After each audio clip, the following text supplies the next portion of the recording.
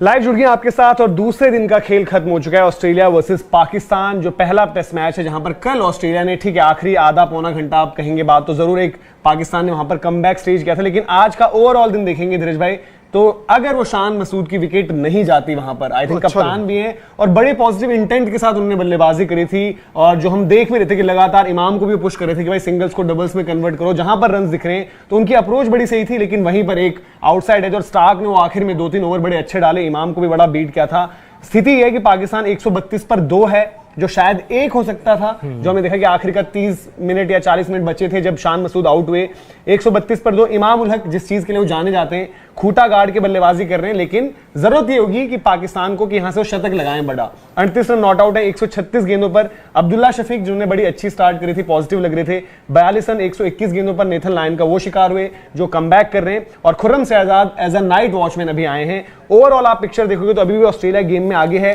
355 run जो है पाकिस्तान पीछे है, लेकिन जिस चीज का डर था उसको ओवरकम कर गया है पाकिस्तान। अच्छा रेजिस्टेंस दिखाया कम से कम आप पाकिस्तान से, आप ये बोल सकते हो। नो डाउट जिस हिसाब से पाकिस्तान ने आज का भी अगर दिन उठाओ, स्टार्ट जो होता है उसमें बैटिंग स्टार्ट होती है एलेक्स कैरी की और मिच मार्श की। मिच मार्श भी आज बहुत अनलकी रहे कि 90 के स्कोर पे आके जिस हिसाब से बोल्ड होकर आउट हो गया, क्योंकि खेलने का तरीका उनका वैसा था। 100 कर सकते थे,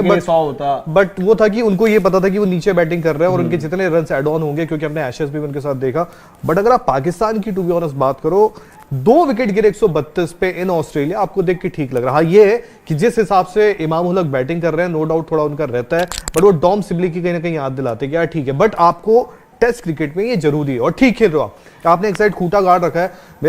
मैं स्टार्ट में देख रहा था, स्टार्ट में जब ये दोनों आए थे और अब्दुल्ला शफीक आए थे, अब्दुल्ला शफीक फिर भी थोड़ा बाउंड्रीज के लिए जा रहा था स्टार्ट में। इसी चक्कर में काफी बार थोड़ा सा ऐसा हो रहा था कि लग रहा था कि भाई की एज जा सकता है, पुल भी करने की उन्होंने नेथन लॉन को भी स्टार्ट में बढ़ के मारा, वो सब था। लेकिन देखो ऑस्ट्रेलिया में हमेशा क्या बात करते हैं, जो फर्क भी रहता है कि जो आप इंग्लिश कंडीशंस में और ऑस्ट्रेलिया कंडीशन में क्या होता है कि ऑस्ट्रेलिया में कुका बुरा इस्तेमाल होता है, तो आप सबको पता है कि 20-25 ओवर के बाद उसका सीम धीरे धीरे थोड़ा सा फ्लैट होने लगता है। हालांकि इस विकेट पर आपको उछाल जो आखिरी में हमने देखा कि इमाम जिस बॉल पर बीट हुए थे स्टार्क की, वो बाउंस देखो किस तरीके का है। मूवमेंट फिर भी आपको देखने को मिला कि लगातार चैलेंज कर रहे हैं, बट 36.2 यहां पर पहली विकेट गिरी पाकिस्तान की, जो अब्दुल्ला शफीक आउट हुए, तो एक अच्छी साझेदारी लगी 74 रनों की। फिर शान मसूद भी आए, उन्होंने जो है गेम को आगे ले गए। और शायद शान मसूद अगर प्रेजेंट होते, ये नहीं कि वो कप्तान है और रन उन्होंने बना दिए थे, बट जिस अंदाज में वो खेल रहे थे थोड़ा सा कहीं ना कहीं लग रहा था कि वो प्रेशर डालने वाली चीज जो रहती है, क्योंकि इमाम एक एंड पर बड़े ही आराम से खेल रहे हैं, उनको है कि मुझे टाइम बाय करना है। शान मसूद जो पार्टनरशिप लगा रहे थे, लेकिन इससे पहले धीरज भाई जो आपने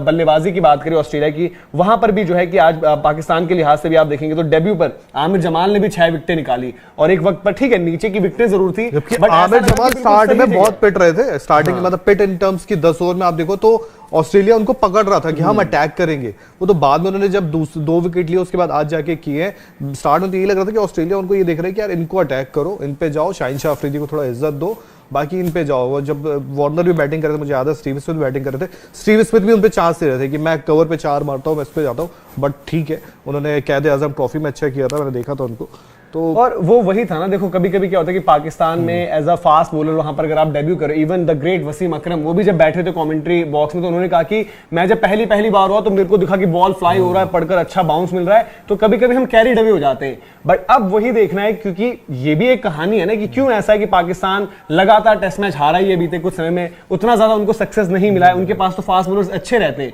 जिनको एक कंडीशन मदद करेंगी, बट वही होता है कि आप कैरी डवे हो जाते हो। और आमिर जमाल ने कल के लेसन से सीखा, आज वो सही जगह पर आए, सही पर नो डाउट जो बाद में चाहे वो पैट कमिंस, नेथन लायन की डिस्मिसल देखो ऑलमोस्ट आइडेंटिकल, बट वो था कि वो सही लेंथ उन्होंने वहां पर पकड़ी और जो रिस्ट्रिक्ट करना था। हालांकि तब भी ऑस्ट्रेलिया ने टोटल अच्छी लगाई, जैसे आपने कहा कि मिच मार्श जिस पेस पर खेलते हैं तो उनकी स्कोर जो आ गई थी, वहां पर एलेक्स कैरी के साथ अच्छी पार्टनरशिप हुई, तो वो सब चीजें उनके फेवर में गई। लेकिन इसके बाद जो बल्लेबाजी में उन्होंने दिखाया अभी भी है कि पाकिस्तान शायद जिस तरीके से जिस पेस पर वो बल्लेबाजी अभी कर रहे हैं भाई, तो कल पूरा दिन लग सकता है उनको, अगर उनको ये टोटल उसके बराबर जाकर थोड़ा लीड की तरफ बढ़ना है तो वो भी एक चैलेंज रहेगा। एक चीज तो रहेगी क्लियर साफ कि मतलब इमाम को कोई इंडिकेशन दे, बात अलग है, बट शायद वो उस इंडिकेशन में कि आप थोड़ा तेज अगर खेलो, क्योंकि रन्स आपको चाहिए हैं, तो उनका विकेट भी जा सकता है, क्योंकि उस तरह का आपने देखा है कि जब वो तेज खेलने में जाते हैं कई बार उनके साथ तकलीफ देखने को मिलती है। बट ये है कि उनके इर्द गिर्द है, जैसे इमाम और अब्दुल्ला शफीक बैटिंग करते हैं, अब्दुल्ला शफीक थोड़ा तेज खेले थे, ये बात अलग है, उनका विकेट गिर गया। उसके बाद अगर देखो शान मसूद ने भी स्टार्ट अच्छी की, रन बॉल ऐसा लग रहा था शान मसूद के गेम में एक अर्जेंसी की नीड, मतलब ऐसा नहीं था कि वो जबरदस्ती के शॉट्स खेल रहे थे, बट द मोमेंट वो गैप्स में डाल रहे थे तो उनके तरफ से ये इंटेंट मुझे अच्छा लगा। देखो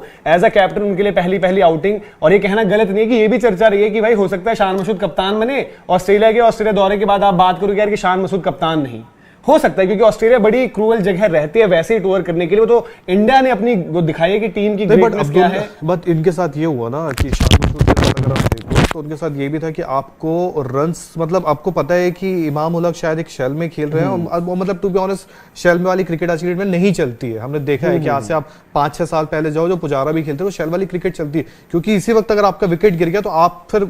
सुनने में आपको ही पड़ेगा कि यार इतनी बॉल खेल गए, इतना आपने टाइम लिया, रन्स भी फ्लो नहीं बढ़ रहा था। तो सेकंड एंड से दूसरे छोर से जो भी होगा उसको अपने आप को थोड़ा एक्स्ट्रा एफर्ट्स देने पड़ेंगे कि यार इनका तो शेल वाली बैटिंग है तो मुझे यहाँ पे करना है। अब इसके बाद बाबर भी आएंगे, सरफराज भी आएंगे, चलो अभी इन्होंने नाइट वॉचमैन बेच रखा है, बाबर भी आएंगे, सरफराज भी आएंगे, तो आपको फिर वहां देखने को मिलेगा कि यार थोड़ा उनको तेज खेलना होगा, क्योंकि इमाम का तो वो गेम चलेगा। बट प्रॉब्लम ये भी है कि अगर जैसे काफी लोग बोल रहे हैं कि यार ये तो घर से ही जो है, जो कमेंट्स में देख रहे तो घर से ही ड्रॉ करने की सोच कर आते हैं, ये है वो है, तो आपको ये भी देखना पड़ेगा कि